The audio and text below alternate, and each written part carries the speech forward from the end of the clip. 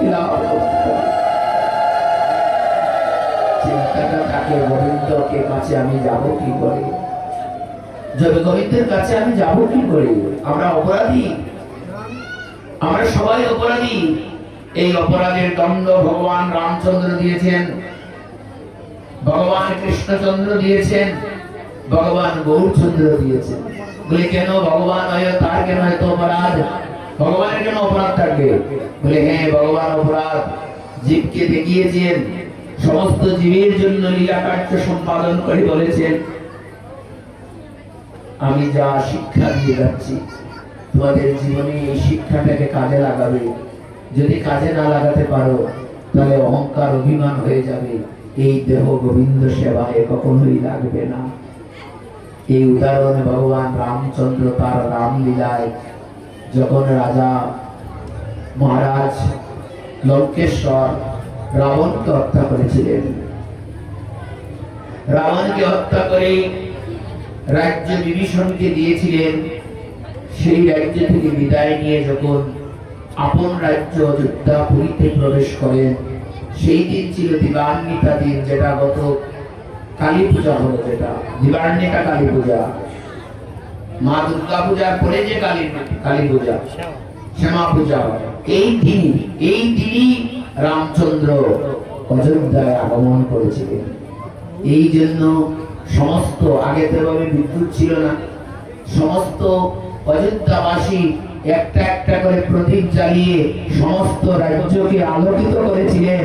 রামের মতো যেন আমাদের রাজ্যটাও আলো হয়, আর রামের মতো যেন আমাদের জীবনটাও আলোকিত হয়। রাজ্যটাকে আলোকিত করেছিলেন, সমস্ত রাজ্য আলোকিত করেছিলেন।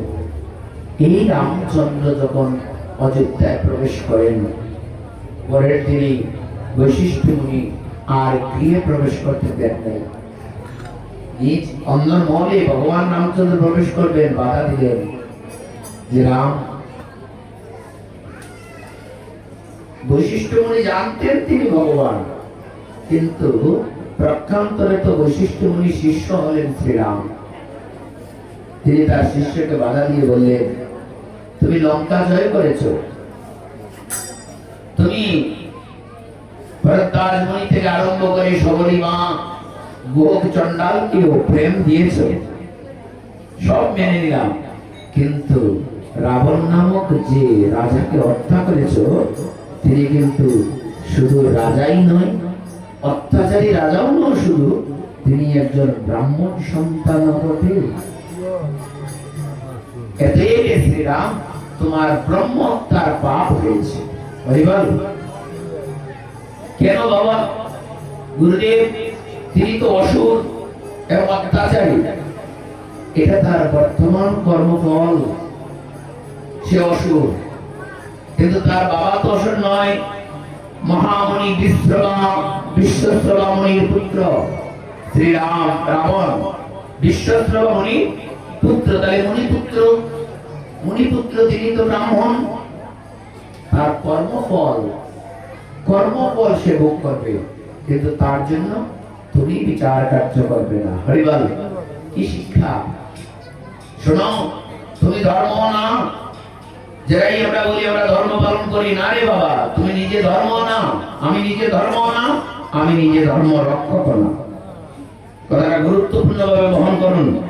আমি নিজে ধর্ম না, আমি নিজে ধর্ম রক্ষক না। আমাকে সামান্য সময় দেওয়া হয়েছে সামান্য কাজ করার জন্য। যদি এই কাজে আমার মোহ থাকে, সৎ কাজে যদি মোহ থাকে, তাহলে আমি তার কর্মফল পাবো। কিন্তু গত জন্মে যদি আমার মোহটা অন্যদিকে চলে যায়, এই জন্মে যদিও আমি সাধুরূপ ধারণ করি, কিন্তু কর্মফল থেকে আমাকে কখনো নিষ্কৃতি দেওয়ার ক্ষমতা স্বয়ং ভগবানেরই নাই। কারণ ভগবান নিজেই কর্মফল থেকে নিষ্কৃতি পান নাই, তাহলে আমাকে কি করে কর্মফল থেকে তিনি নিষ্কৃতি দিবেন? তিনি তার কর্মফল ভোগ করার জন্য রাম হয়ে জন্ম নিয়েছেন, আবার কর্মফল ভোগ করার জন্য তিনি কৃষ্ণ হয়ে জন্ম নিয়েছেন, আবার কর্মফল ভোগ করার জন্য তিনি ভগবান গৌরসুন্দর হয়ে নিয়েছেন। কিন্তু তার কর্মফল তো তিনি ভোগ করছেন। এই যে ভগবান রামচন্দ্র, তিনি ভগবান, যদি কর্মফল ভোগ করতে না হতো তাহলে তিনি 12 বছরের জন্য বনবাসী, 14 বছরের জন্য বনবাসে যাওয়ার কি দরকার ছিল? এটা কি কর্মফল নয়? কি দরকার ছিল? উনি গোপ চণ্ডালের ঘরে গিয়ে এক রাত্র টাকা শিক্ষা গ্রহণ করলেন। চণ্ডাল হলেও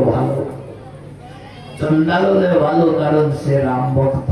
মনে রাখবেন, কারণ ভগবানের শিক্ষার প্রয়োজন ছিল। এমন প্রেম শিক্ষা বৈকুণ্ঠে নেই। এই প্রেম শিক্ষা পেতে হলে আজকে ভূলীলায় ভগবান গোচারণে বানরগণের সঙ্গে, ধেনুবৎসগণের সঙ্গে লীলা বিলাসে মত্ত হয়েছে। আর কিছু ছিল না। গোপ চণ্ডালের ঘরে চলে গেলেন ভগবান প্রথম রাত্রে। গেলেন তো গোপ চণ্ডাল আনন্দে আত্মহারা হয়ে ভগবানকে, শ্রীরামকে প্রণাম করে বলছে, কোনদিন আমি ভাবি নাই হে শ্রীরাম, তুমি আমার ঘরে পদ রাখবে, আমার রাজ্যে তোমার চরণ পড়বে। ভগবান রামচন্দ্র বললেন, আমি তো এমনি পদ রাখি নাই, আমার 14 বছরের জন্য বনবাস হয়েছে। এই 14 বছর বনবাসে কাটাতে হবে, তাই প্রথম রাত্রটা তোমার রাজ্যে এলাম নিষাদ রাজ। গোপ চণ্ডাল বলল, 14 বছরের জন্য বনবাস হয়েছে তোমার? আমার যে কি আনন্দ লাগছে না হে শ্রীরাম, আমি খুব আনন্দিত যে 14 বছরের জন্য তোমার বনবাস হয়েছে। সাধারণ ভক্তটা কিভাবে নিবে? সাধারণ ভক্তটা নিবে কি করে এটাকে? লক্ষণ পর্যন্ত যার চরণ রেণু ব্রহ্মা পাওয়ার জন্য পাগল, সেই লক্ষণ পর্যন্ত চলে গেলেন। কি বলো চণ্ডাল ভুলে যাওয়ার মতো? আমার দাদার 14 বছরের জেল হয়েছে, 14 বছরের বনবাস হয়েছে, আর তুমি খুশি, তুমি আনন্দিত?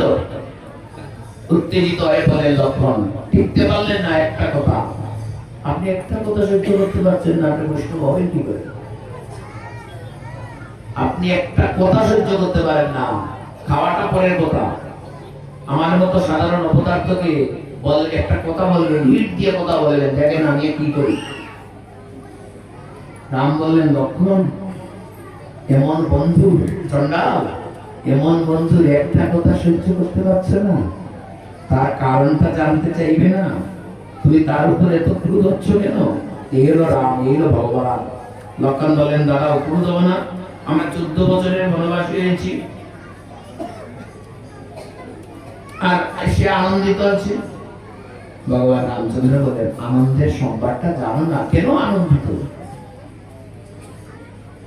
লক্ষণ বলছেন, ঠিক আছে জানছি। লক্ষণের প্রভাব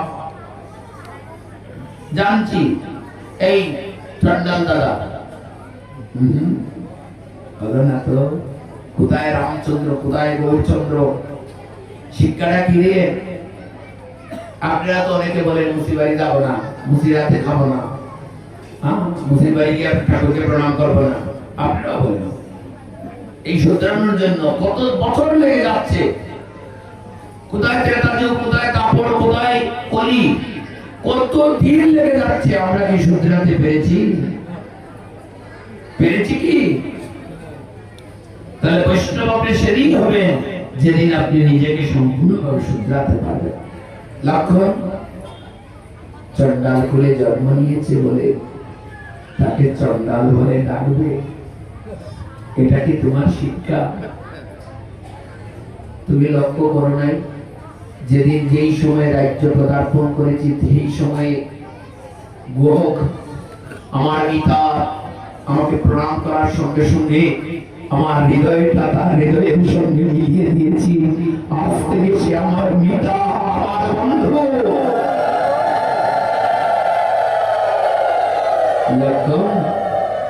বড় ভাই বন্ধু তো বড় ভাই হয় নাকি? বড় ভাই বন্ধু তো বড় ভাই হয়। জুরাত করে প্রণাম করে জানতে চাও, নিষাদ রাজ রাজা, তিনি একটা রাজ্যের রাজা, এতে তিনি প্রণম্য, সবাই তাকে প্রণাম করে, আরে প্রণাম করে তুমি তাকে প্রণাম করে জিজ্ঞাসা